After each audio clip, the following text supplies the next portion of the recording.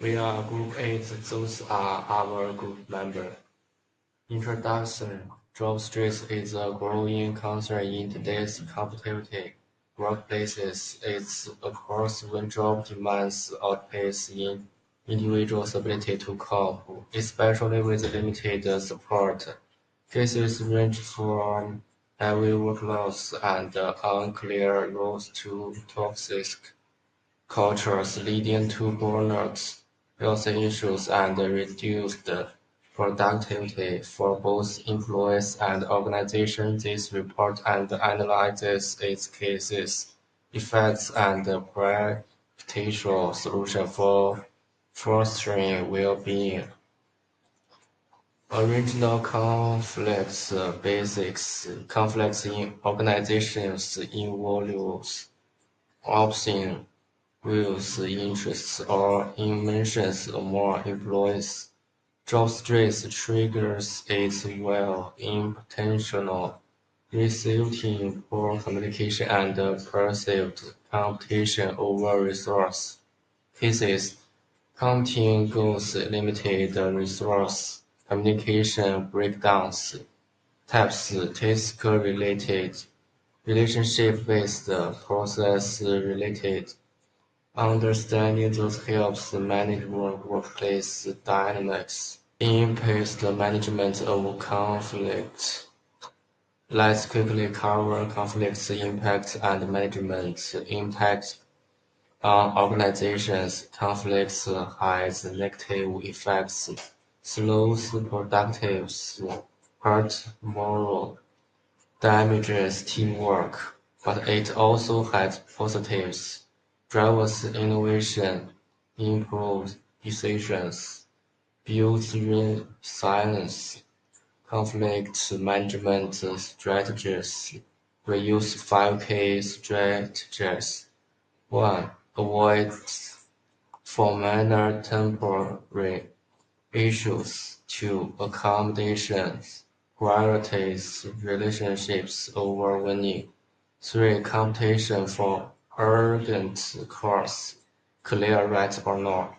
Compromise. Time-sensitive, moderately important case. 5. Collaboration based for high-stakes complex problems. Key takeaways: unmanaged conflict harms performance and culture. Proactive strategies turn conflicts into growth. The best approach depends on the situation, balance, acceptances, and cooperation. This the core of conflict impact and how we manage it. Problem solving. First one, mental adjustment. Recognize stress sources. Identify cases like workload, relationship, lack of recognition. Adjusting mindset. Accept the current level. Set realistic goals. Use positives. Safe suggestions. Separate work from self-worth. Venting and sharing. Talking to friends, family, colleagues, seek professional counseling if needed. Second one, optimization of work methods. Time and task management. Make daily plans. Use to-do list. Learn to signal. Task allocation. Delegate task. Share the load. Work environment. Keep it clean. Organize, adjusting seating, lighting.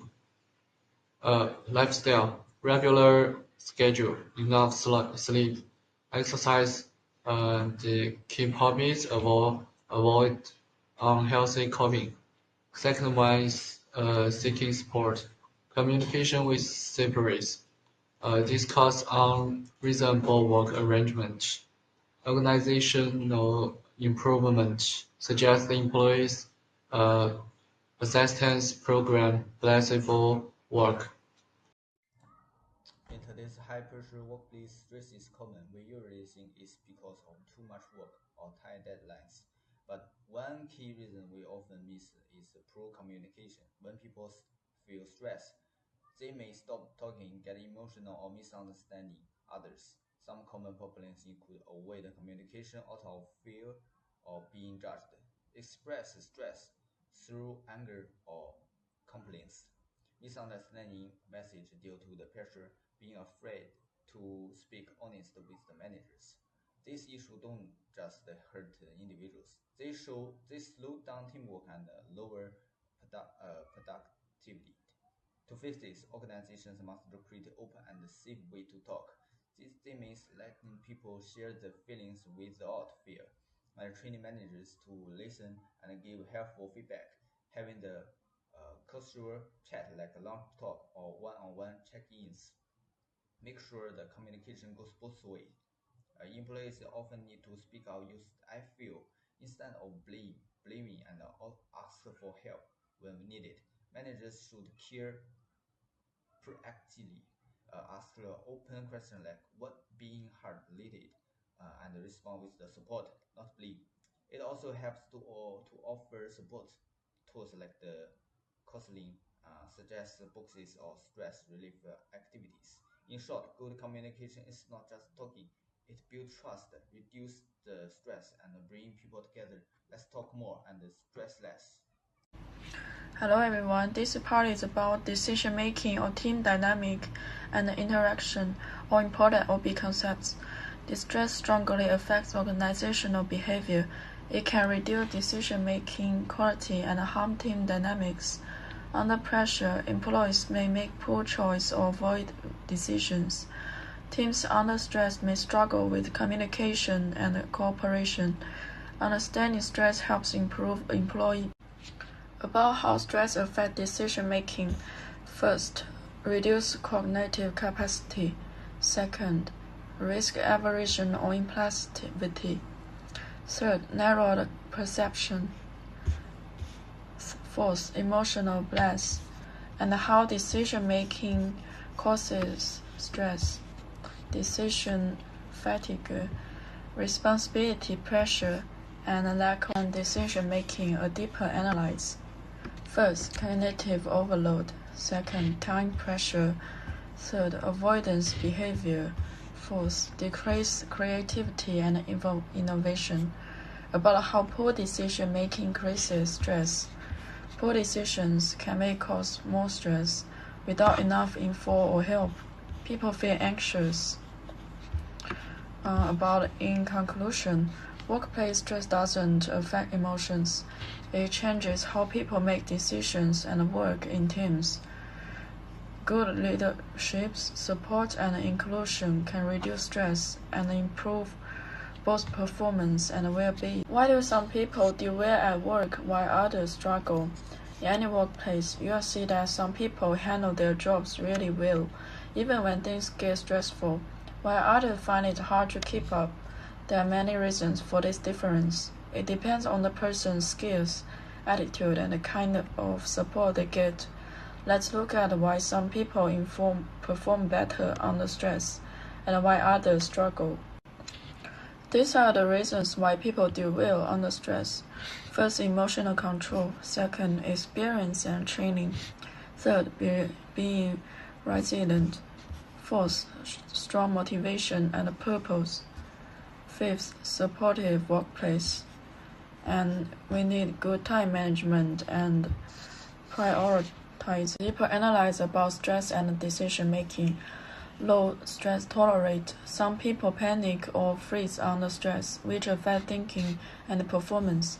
Overload, too many tasks or unclear instructions cause confusion and slower reactions. Lack of preparation. Without proper training or experience, people feel lost and less confident under pressure. Fear of failure. Worrying about mistakes or judgment can lead to anxiety and avoidance. Poor health, tiredness, hunger or illness, weakness, stress handling, and mental focus. Toxic environment. Negative workplace increase stress, making it harder to focus and perform. Let's talk about something we all face: stress at work. You may have noticed that some people stay calm and effective even in high-pressure situations, while others struggle to cope. It often comes down to their personal skills, attitude, and the kind of support they receive. There are several reasons why some people actually perform better under stress. First, emotional control is the key. People who can manage worry and frustration tend to stay calm and focused. How we view stress, whether it's a threat or a challenge, also affect performance. Second, experience and training help a lot. Familiarity with text builds confidence, especially in tough situations. Third, resilience matters. Resilient people recover quickly from setbacks and stay motivated. When you have a strong purpose, stress can actually fuel your effort. Also, a sportive workplace with a good communication reduces pressure. And finally, time management keeps things organized and help avoid chaos. On the other hand, some people find stress hard to handle. Low stress tolerance might make them freeze or panic. If there's too much workload or rigid instructions, stress increases. Lack of preparation leads to confusion and the loss of confidence. Sometimes it's the fear of failure that causes anxiety. And don't forget physical factors. Poor health, tiredness, or hunger make stress even harder to manage. Worst of all, a toxic environment can amplify of these issues and lower performance even further. In conclusion, whether we succeed or struggle under stress often depends on both internal and external factors. As we see, stress in the workplace has two phases. When it's moderate and managed, it can be a positive force, stimulating focus and strengthening team bonds. But when it becomes excessive, it turns managers leads to burnout and weakening loyalty. This leads directly to why good people leave. The pressure from unmanageable workloads, lack of support from leadership, and severe imbalance with personal life are the key drivers that push employees towards the exit.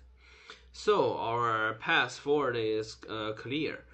Third part, stressy.